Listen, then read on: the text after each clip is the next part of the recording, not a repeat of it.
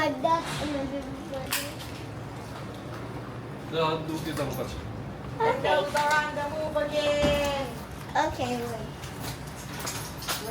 Door. Saying bye.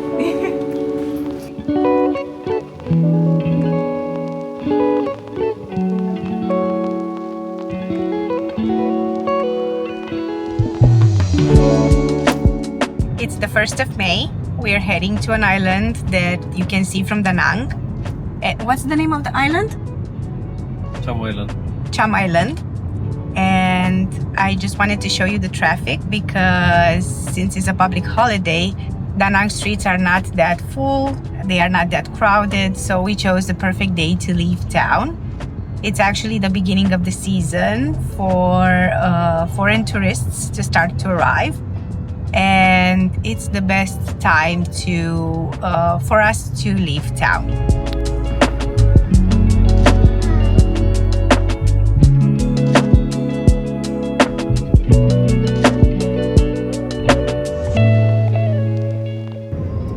They are building a new residential area and they are working on the bridge to access said residential area.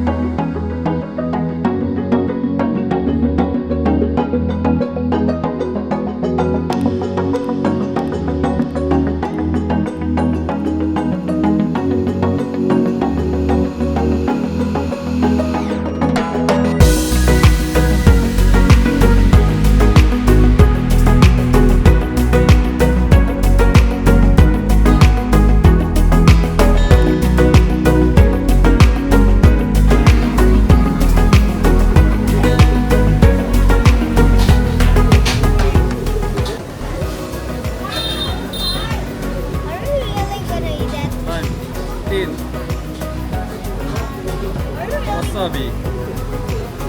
In. Mix.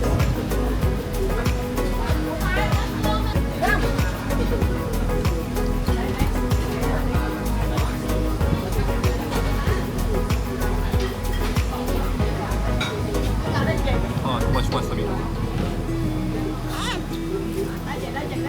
How does it taste? Like wasabi. He put too much wasabi.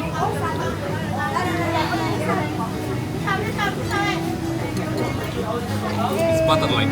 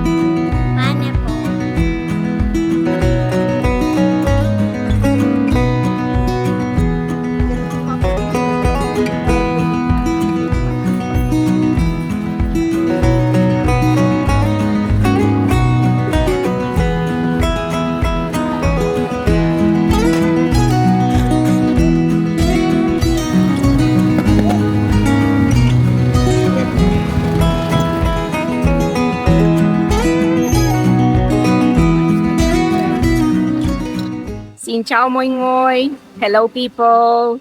I'm here with some impressions after 2 days on Cham Island. And I wanted to show you guys this beautiful scenery behind me.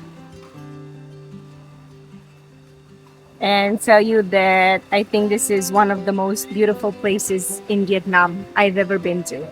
Of course, this is a very subjective opinion because I like quiet places, I like simplicity, and I think that this village on Cham Island delivers every bit of it. Even though we did come on a very popular period with the 30th of April, 1st of May, and many people headed towards the island either for a one-day visit or for the whole weekend like we did. It's still very pleasant, it's still very chill, and the atmosphere is very peaceful and very, very welcoming. A few things that I noticed on this island and I've never seen somewhere else in Vietnam, at least not as much, is the amount of dogs. This island has so many dogs. They don't belong to one particular family from what I could tell.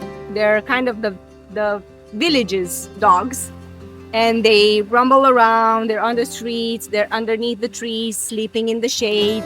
They will beg for some attention every once in a while.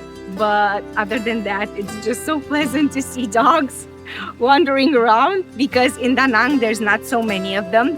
people do have dogs, but in a smaller number, whilst here you can see them everywhere on the street, and I think it's beautiful. Another thing that I love about this place, and actually it's the Vietnamese people in general, they have a profound love for plants, for potted plants, not just nature's flowers, but they will have pots and pots with beautiful flowers surrounding their houses, on the side of the road, on the side of the street, with all these beautiful colors in pink and red and yellow and purple. It's amazing. And all the Vietnamese people tend to have these pots. It's the same in Da Nang, but here being such a small island and the people being so close to each other with the plants, they just make this beautiful scenery to walk by, and it's very pleasant, especially at night when the lights are dim. You can see all the flowers and it's serene. It's actually a very, very beautiful experience. I will definitely return with my family. We are planning to come back in the summer and stay for a while longer. A little more about the islanders. They are very welcoming people. They don't speak English, but the most tourists they get are actually the foreigners. So now with the weekend, because it's been a public holiday in Vietnam, they do have Vietnamese tourists, but the rest of the year, most of the tourists they get here are foreigners, and they come and they enjoy strolling down the island, eating delicious seafood. They do have some incredible dishes that for some reason I didn't see or I didn't get to eat on the mainland, but I did try them here. Some delicious fish dishes. Of course, all the types of seashells and shells and snails that you can find in these parts that are absolutely delicious and fascinating to watch in the aquarium. Unfortunately for us coming with a toddler, it's been kind of a struggle because Kai is at that age where he wants to touch everything, he wants to be everywhere, and he wants to put everything in his mouth. So at the restaurant with the aquariums, we had such a difficult time eating because he wanted to be in all the aquariums, and in all the they were on the ground. They had these vessels with water and all sorts of clams, and he wanted to play with the clams, and we kept getting him away from there. So it's been a back and forth, really exhausting to be honest, because he would cry a lot and throw the most horrible tantrums because we took him away from those sea creatures. But when we chose a different place that didn't have that sort of distraction, he would just walk around and explore. And yes, he's at that age where he cannot sit still at the table. So that means that me and Pang were eating in turns. So one of us could take care of Kai. And of course, Kai would eat in between somehow. So yeah, if you're coming with a toddler on the island, beware of the restaurants with aquariums, especially if your toddlers are very curious little ones like mine is, and he wants to touch everything and put everything in his mouth. And the place where we found accommodation is a homestay. It's been really nice, really comfortable, really quiet. I was suspicious about the noise and the mosquitoes, but there's been no incidents. I think the loudest people in that homestay, unfortunately, was us, actually Kai with his tantrums. But we did manage to keep it within reasonable hours. Like at 9:30, he would go down for his bedtime and people could sleep in peace. So thank God we didn't disturb anyone's rest and sleep while we were here. We're hoping that when we return in the summer, he will be a little more calm.